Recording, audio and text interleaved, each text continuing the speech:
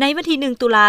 2025นี้ที่โรงงานแผนที่กองทัพประชาชนลาวได้มีพิธีมอบรับอุปกรณ์เทคนิคสำรวจและการสร้างแผนที่ให้กรมแผนที่กรมใหญ่เสนาธิการกองทัพประชาชนลาวให้การช่วยเหลือจากกองทัพสหพันธ์รัสเซียโดยการกล่าวมอบของสหายพันเอกสลิกบอเล็กอเลโกวิชหัวหน้าแผนกขับประกันอาวุธอาลัยกรมแผนที่กรมใหญ่เสนาธิการกองทัพแห่งสหพันธ์รัสเซียพร้อมด้วยคณะ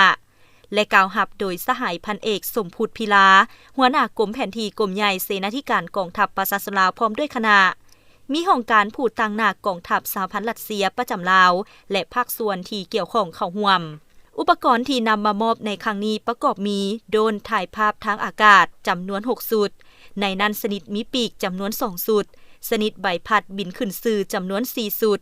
อุปกรณ์แต้มแผนที่1ชุดคอมพิวเตอร์ตั้งโต๊ะ3ชุดโน้ตบุ๊ก1หน่วยเครื่องพิมพ์แผนที่ฟอเตอร์แผนที่1ชุดเครื่องสายโปรเจคเตอร์1หน่วยกล้องวัดแทกไลกา TS07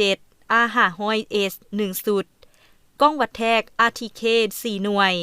โอกาสนี้สหายพันเอกสมพุทธพิลาได้แสดงขอบใจมายังสหายพันเอกสลิกบอเล็กอเลโกวิชพร้อมด้วยคณะที่ได้นำเอาอุปกรณ์ดังกล่าวมามอบให้กรมแผนที่กรมใหญ่เสนาธิการกองทัพประชาชนลาวพร้อมทั้งให้คำมั่นสัญญาว่า